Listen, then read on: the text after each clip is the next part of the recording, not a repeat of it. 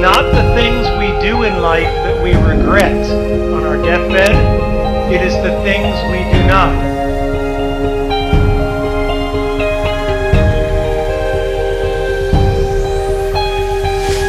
And you will need to find your passion. Many of you have already done it. Many of you will later. Many of you may take till your 30s or 40s. But don't give up on finding it.